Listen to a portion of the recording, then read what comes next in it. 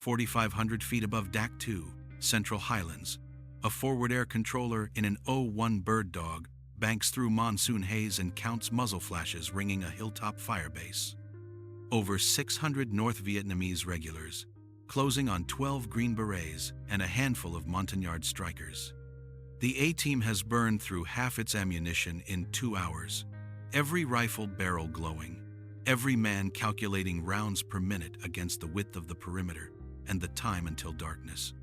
What happens next will prove that in the jungle war, industrial firepower means nothing without the tactical brilliance to direct it, and that a radio, a map, and unshakable nerve can turn 12 men into an unbreakable line. Dak To sits in Kon Tum province, less than 10 miles from the Laotian border and 15 from Cambodia, where the Central Highlands fold into ridges, choked with triple canopy jungle, and the Ho Chi Minh Trail funnels men and materiel south.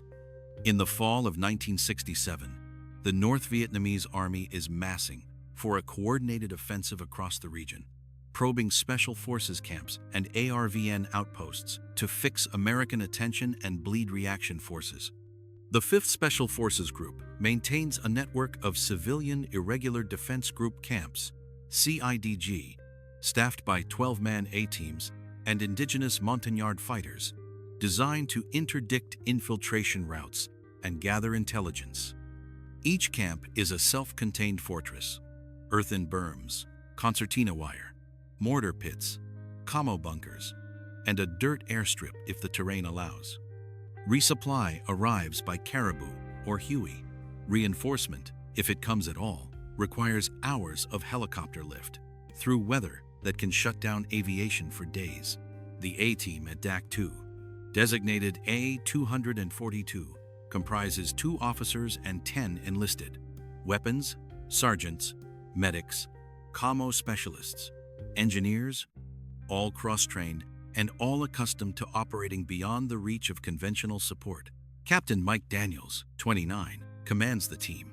This is his 2nd tour, and he carries a dog-eared notebook filled with grid coordinates and call signs. His senior weapons sergeant is Staff Sergeant Ray Kowalski, a wiry Pole from Pittsburgh with 3 years in country and a reputation for keeping machine guns running when everyone else's jam.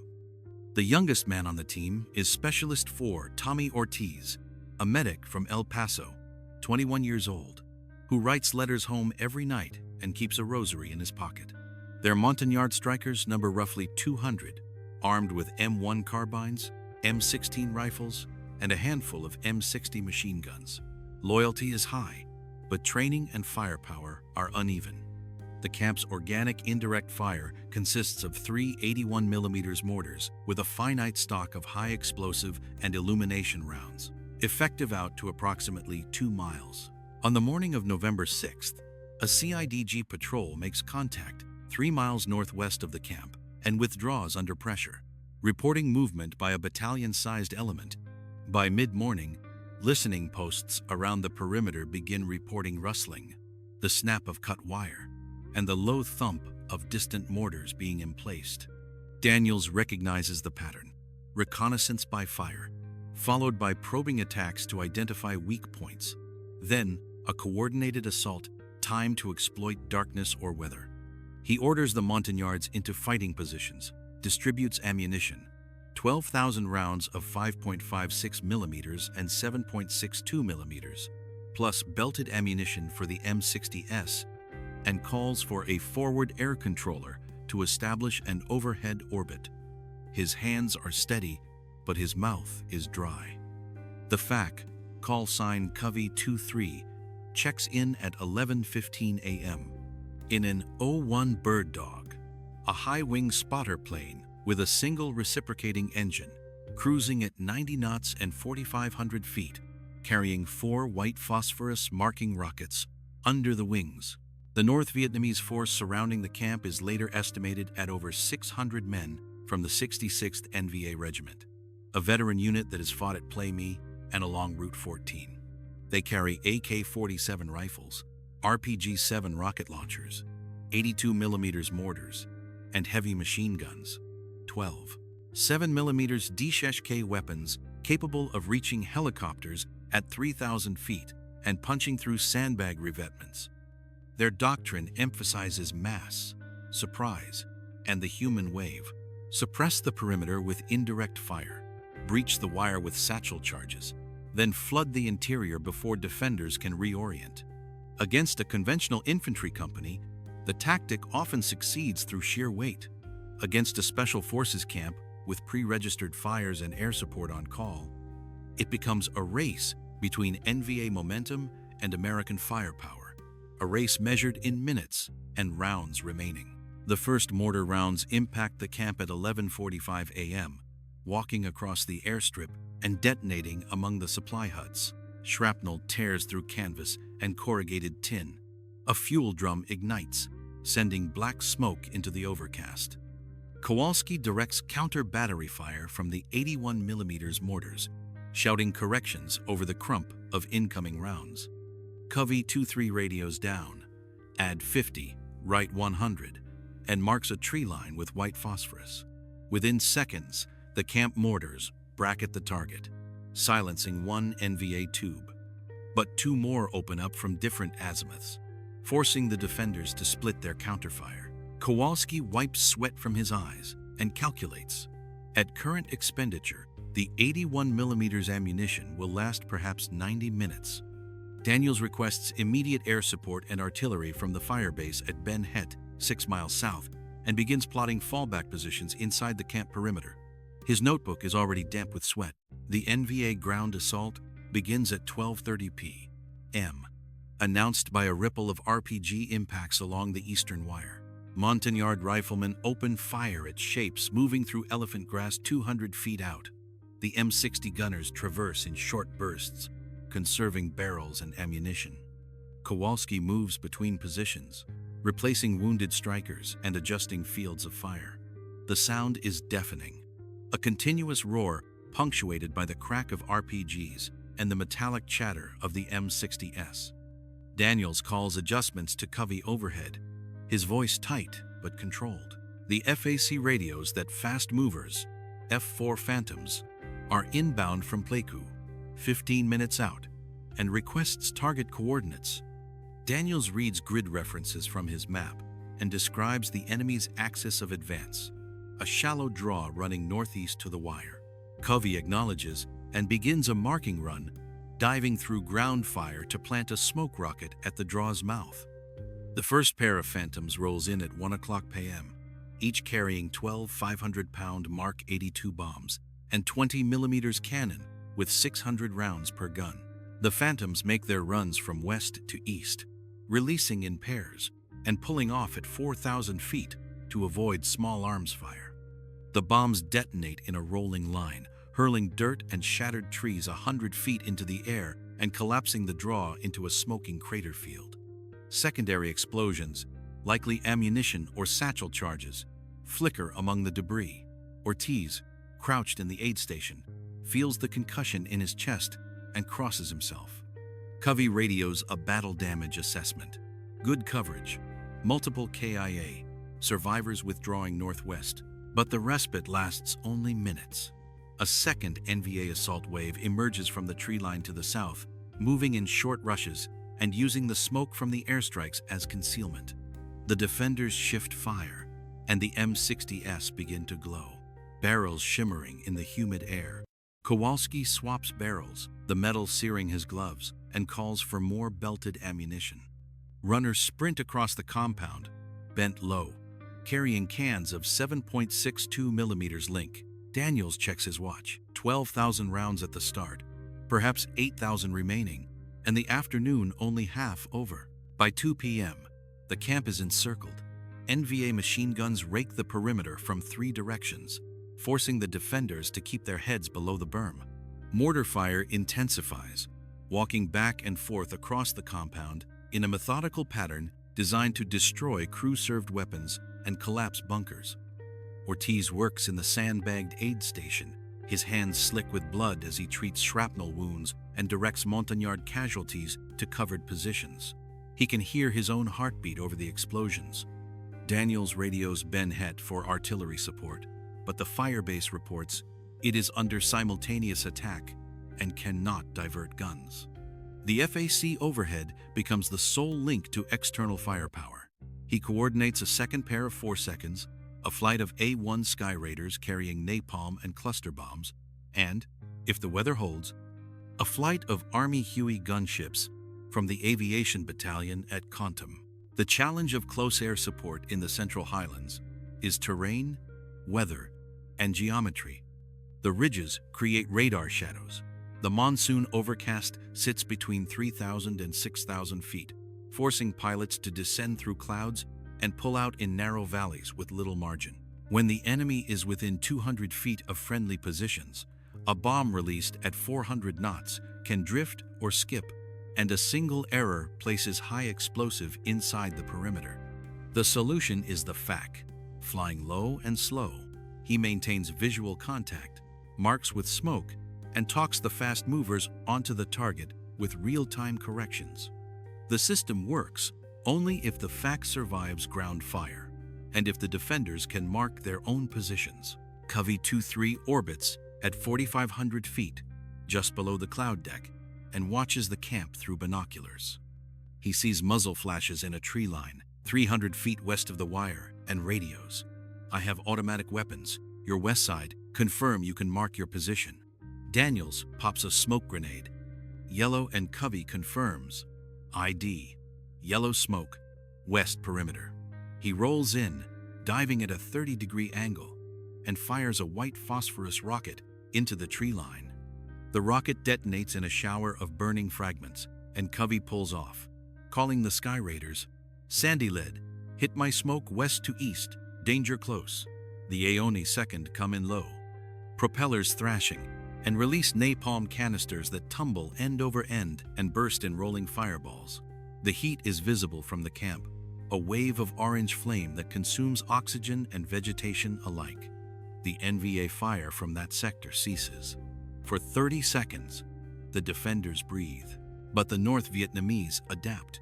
They shift their assault to the northern perimeter, where a shallow ravine offers cover from air attack, and where the camp's wire is thinnest. At 2:45 p.m., a satchel charge detonates against the concertina, blowing a gap 6 feet wide. NVA infantry rush the breach, firing from the hip and hurling grenades.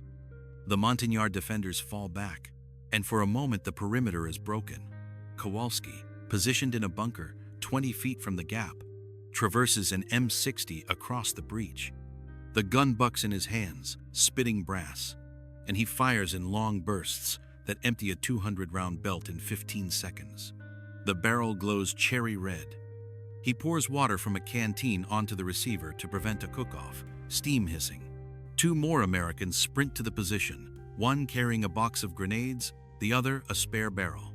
They hold the line for 3 minutes, long enough for the Montagnards to regroup and seal the breach. Kowalski's hands are shaking. The cost: 1 American wounded, 4 Montagnards dead, and another 1,000 rounds expended. Daniels realizes that ammunition will not last until nightfall at the current rate of fire.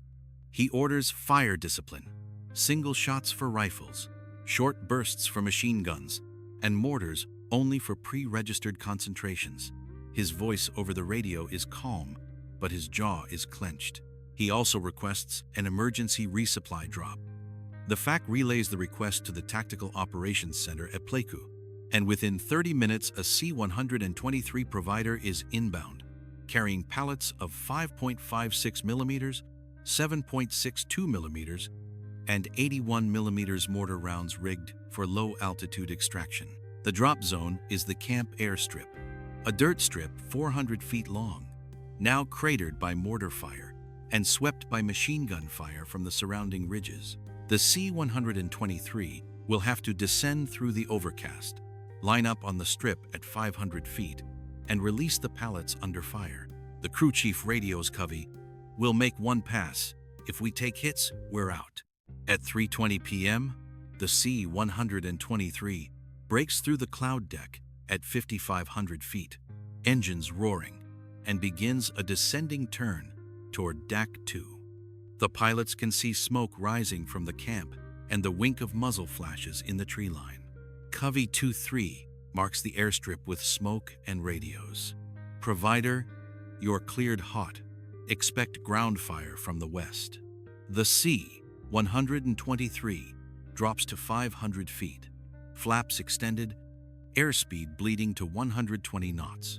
The loadmaster in the cargo bay releases the tie-downs, and the pallets slide aft on rollers. At the release point, the pilots pull the extraction lever, and a drogue chute deploys, yanking the pallets out the rear ramp. The pallets tumble through the air, parachutes blossoming, and impact on the airstrip in a cloud of red dust. One pallet lands intact. The second skids into a crater and splits open, scattering ammunition boxes. Tracers arc up toward the C-123, punching through the fuselage.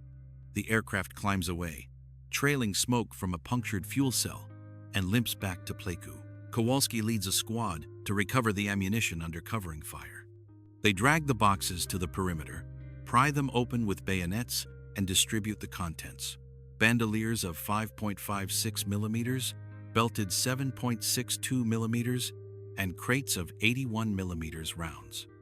The resupply buys another 2 hours of sustained fire, but Daniels knows that if the NVA launch a coordinated night assault, the camp will be overrun.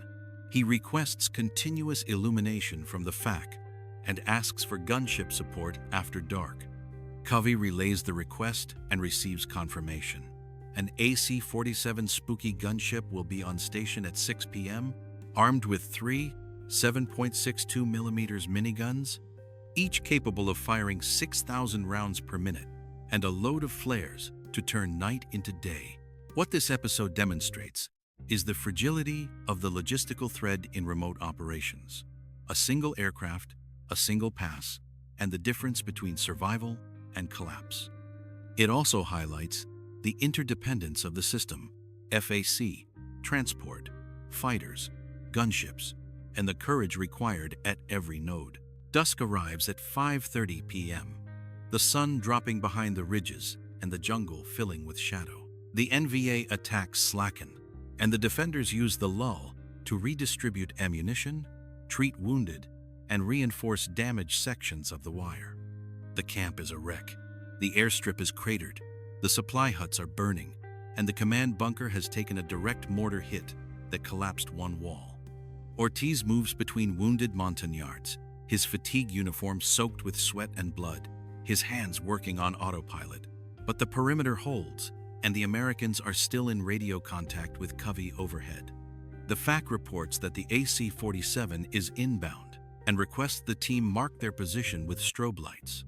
Daniels places infrared strobes at each corner of the perimeter, visible only through night vision devices or the gunship's sensors, and briefs the crew on the enemy's locations: tree lines to the west and north, a ravine to the northeast, and suspected mortar positions to the south. At 6 o'clock p.m., Spooky 27 checks in on the radio, orbiting at 3,500 feet in a lazy left-hand pylon turn that keeps the target on the pilot's side and the guns pointed down. The AC-47 is a Douglas C-47 transport modified for ground attack, with 3 General Electric miniguns mounted in the left cargo door and windows. At full cyclic, all 3 guns can place a bullet in every square foot of a football field in 3 seconds. The tracers, every 5th round, create a solid red line from aircraft to ground, a stream of fire that appears to pour from the sky. The sound alone is enough to break men. The AC-47 crew receives the target brief and begins its first firing pass. The pilot rolls into a 30-degree bank, aligns the gunsight pipper on the western tree line, and presses the trigger. The miniguns roar, a sound like the sky tearing open, and the red tracers arc down, walking through the trees in a glowing curtain. The rounds shred foliage, splinter trunks, and ricochet off the ground in sparking cascades. The NVA machine gun position in the tree line falls silent. Spooky shifts fire to the ravine, then to the suspected mortar positions, methodically working through the target list. Every 30 seconds, the crew drops a flare, a 1,000,000 candle-power magnesium parachute flare that drifts slowly downward, casting harsh white light over the battlefield and eliminating the cover of darkness. Kowalski watches from his bunker, his face lit by the flares, and allows himself a grim smile. The NVA attempt one final assault at 7:15 p.m., massing in the ravine and rushing the northern wire under cover of their own mortar fire. The defenders open up with everything remaining: rifles, machine guns, and the last of the claymores. The AC-47 rolls in, miniguns hammering, and rakes the ravine from end to end.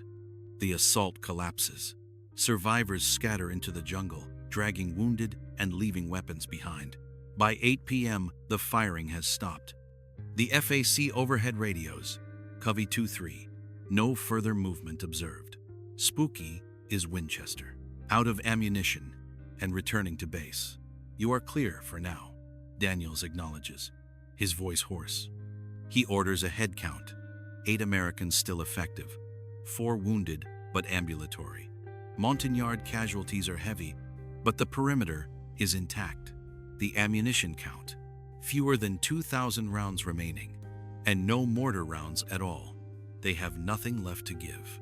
At first light on November 7th, a reaction force from the 4th Infantry Division arrives by helicopter, Hueys, settling into the dust and disgorging infantry who spread out to secure a wider perimeter. A sweep of the surrounding area recovers over 100 NVA bodies, along with weapons, equipment, and documents identifying the 66th Regiment. The Green Berets are extracted for medical evaluation and debriefing. The Montagnard survivors are reorganized and reinforced. The camp at Dak To will be attacked again 2 weeks later, and the broader battle for the Central Highlands will rage through the end of the year. But the defense of November 6th becomes a case study in the Special Forces doctrine: small teams, indigenous forces, and the integration of air and ground fires to achieve effects far beyond the numerical strength of the defenders. The lessons are immediate and enduring. First, the value of the forward air controller. Without Covey 2-3, the A-Team would have had no way to coordinate fast movers, direct gunship fires, or manage the resupply drop. The FAC's ability to maintain visual contact, mark targets, and talk pilots onto danger-close strikes proved more valuable than any single weapons system. Second, the importance of pre-planned fires and fire discipline. The team's survival depended on conserving ammunition, prioritizing targets, and using indirect fire and air support to multiply the effect of every round. Third, the psychological dimension. The NVA, despite overwhelming numerical superiority, could not sustain the attack in the face of coordinated firepower and the defenders' refusal to break. 3 days later, Daniels sits on a cot at the 4th Infantry Division base camp, a cup of cold coffee in his hand. Kowalski is beside him, cleaning an M60 receiver for the 3rd time, his hands finally steady. Ortiz is writing a letter home, the paper resting on his knee, the words coming slowly. None of them talk about the battle. They don't need to. Outside, a Huey lifts off, rotors beating the air, carrying another team to another camp in another valley. The war goes on. But for 12 men and 200 Montagnards, November 6th will always be the day the line held, not because the odds were fair, not because the ammunition lasted, but because when everything else ran out, they still had each other. And that, in the end, was enough. Stories like this remind us that war isn't just about dates and numbers. It's about people, the split-second decisions that shaped entire battles. Every flight, every firefight, every tactic is a piece of a massive puzzle where one order could decide the fate of hundreds. We bring back these forgotten moments to show that behind every report and archive page stood real men, pilots, scouts, engineers, soldiers, whose courage and ingenuity changed the course of war, even if their names were never written in textbooks. Tell us in the comments, what moment of the Vietnam War impressed you the most? Or what operation should we cover next? Your ideas keep these stories alive. If you enjoyed this video, leave a like and subscribe. It helps us uncover more forgotten chapters where history lives through those who fought it.